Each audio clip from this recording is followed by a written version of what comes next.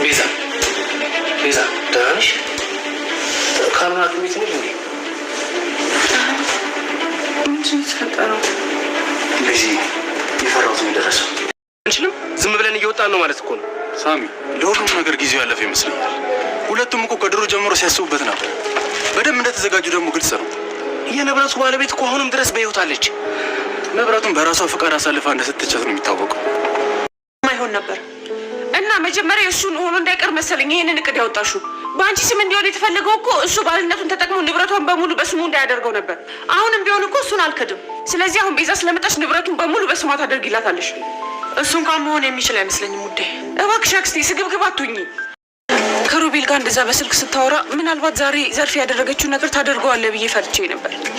እኔ ልገላት ቤዛ አሳክማታለሁ አይዞሽ አትቸገሪ ስትል የነበረችው የሉናን አክስት ዛሬ ላይ ግን የሉላ አክስት ቤዛ ምን እንደምታስብላት ሳታውቅ ከቤቷ ውጪ በማለት አባራታለች።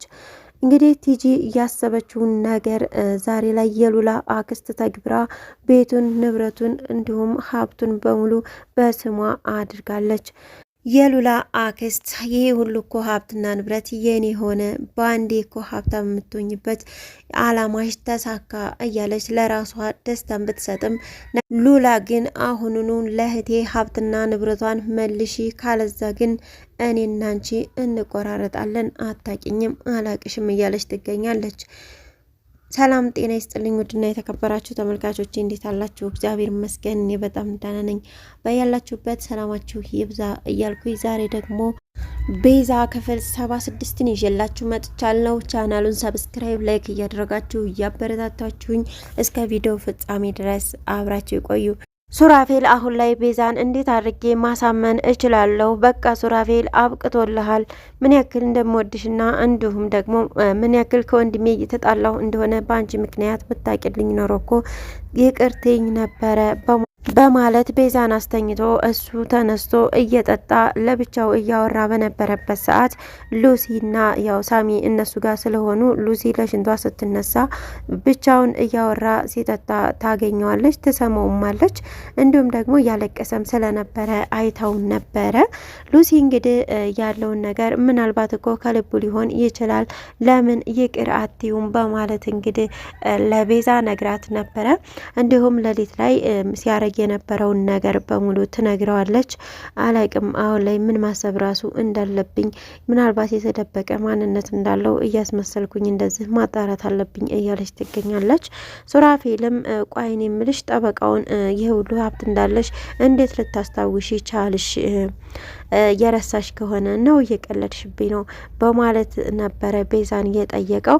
ቤዛ ግን እንደዚህ ባላት ሰዓት አሁን ብቻዬን መሆን ስለምፈልግ ውጣልኝ በማለት ነበረ እንግዲህ ከክፍሉ እንዲወጣ ያደረገችው።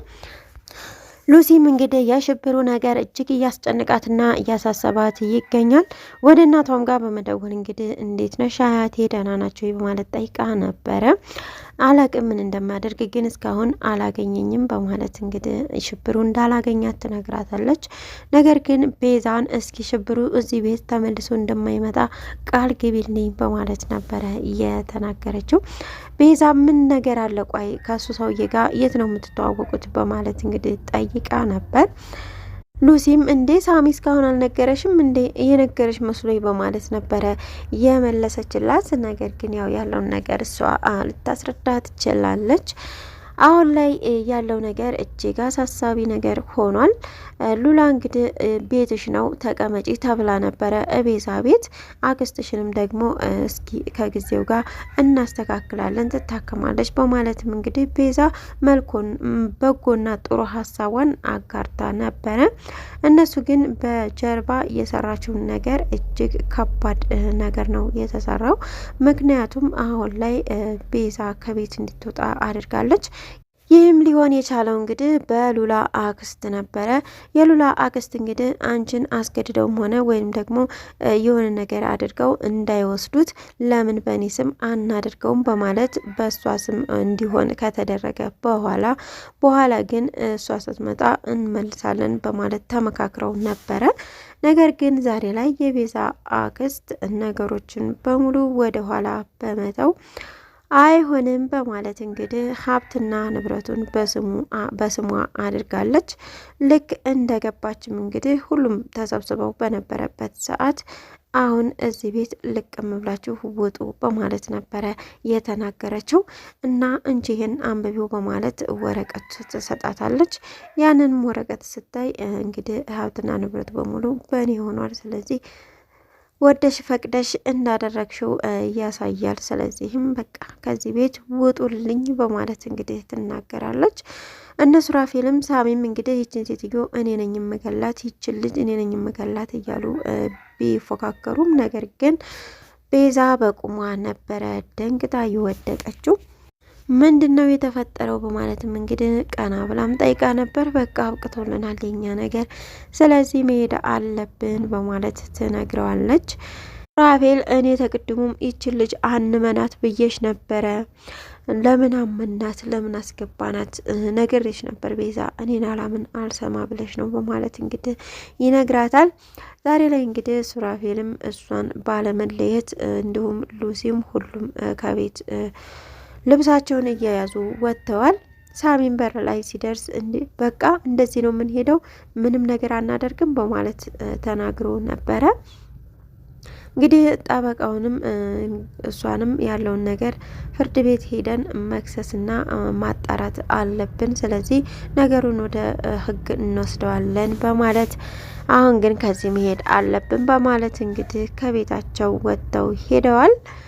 በደስታዋም በሀዘኗም በህመሟም እንግዲህ ካጠገቧ አርቅም ሲላት ቤዛ ዛሬ ላይ ሱራፌልን ስላላመንኩህ በጣም ይቅርታ፣ ተወንድም ጋር ስታወራ እኔን ልትጎዳኝ መስሎኝ ነው እና ይቅርታ አድርግልኝ ለእስካሁኑ ነገር በማለት እንግዲህ ይቅርታ ጠይቃለች። ሱራፌልም ሁሌም ከጎንደኝ ቤዛ፣ እኔ ባንቺ ቂም አልይዝም፣ ሁሌም አብሬሽ ነኝ፣ በሀዘንሽም በደስታሽም እንዲሁም ደግሞ በሁሉም ነገርሽ ታጠገብሽ አለሁ በማለት እንግዲህ ለቤዛ ይነግራታል። ቤዛም እጅግ ነበረ ደስ ያላት። ሉላም እንግዲህ ወደ ቤት ስትመጣ ምንድን ነው ያደረግሽው በማለት ትነግራታለች። አሁን ይህ ቤት የኔ ሆነ፣ በቃ ባንዴ ሀብታም የመሆን አላማሽ ተሳካ እያለች ለራሷ ሞራልና ደስታ እየሰጠች የሉላ እና አክስት ማለት ነው እንግዲህ ይህ ቤት የኔ ነው እያለች ደልቅቅ እያለች እየተቀመጠች እየተነሳች ትገኛለች። ሉላም ይህንን ነገር ለምንድን ነው ያደረግሽው? የተነጋገርነው እኮ እንደዚህ አልነበረም። አሁን ሁሉንም ሀብትና ንብረት ወደ ቤዛ ታዞሪያለሽ በማለት ትጠይቃታለች። የሉላ አክስት እንግዲህ አይሆንም አላደርገውም በማለት ትነግራታለች። ሉላ እጅግ ነበረ ያዘነችው። እንዳንቺ ያለ ራስ ወዳድ አክስት የለኝም፣ እኔ ባንቺ ምክንያት ስንት ጊዜ ሳልተኛ እንዳደርኩ ታውቂያለሽ በማለት ነበረ እየተናገረችው። ምክንያቱም ኩላሊት ፌል ስላረገ ያንን ለማሳከም እንደፋ ቀና ስትል እሷን የምታሳክምበት ገንዘብ ስትፈልግ ነበረ እዚህ ጣጣ ውስጥ የገባችው። እንግዲህ ለአክስቷ ብላ ነበር። አሁን ላይ ግን በቃ ከአክስቷ ጋር መግባባት አልቻለችም። ሉላም ታምም ያለው ያልሹም ውሸት ነበረ በማለት ትነግራታለች። አዎ ውሸት ነበረ ቲጂ ይህንን ሀሳብ ስታመጣልኝ በቃ ታምም ያለው ማለት ሀሳቡ መጣልኝ፣ ስለዚህም ለዛ ነው እንደዛ ያደረግኩት በማለት እሺ ብሩን ከየት አመጣሽ በማለት ጠይቃት ነበረ። ብሩን ደግሞ ለደልስ እያለች የምትሰጠኝን ቲጂ በዛ ብር ነው ነገሮችን እንደዛ ላደርግ እየቻልኩት በማለት ትናገራለች። አንቺንም ዶክተሩንም በሙሉ እከሳቸዋለሁ በማለት እንግዲህ ሉላ ትነግራታለች።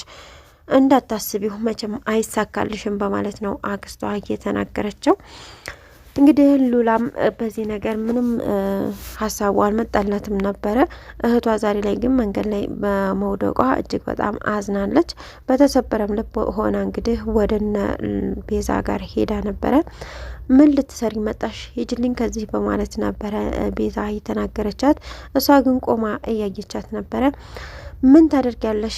አየሽ ደግሞ አይኗን በጨዋጥባ መጣች። ምን ትሰሪያለሽ? አሁን ከዚህ ሂጂ እያላት ነበረ ሱራፌልም ማለት ነው። ቤዛ ግን እመኚኝ እኔ ምንም ነገር ያደረኩት ነገር የለም፣ ይህ እንዲሁም በፍጹም አልፈለኩም ነበር እህቴ በማለት ተነግራታለች።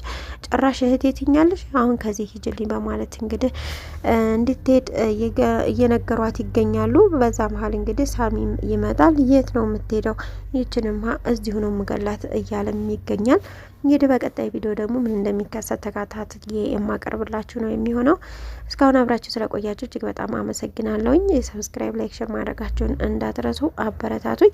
በያላችሁበት መልካም ጊዜ። ሰላም ለሀገራችን፣ ሰላም ለሕዝባችን።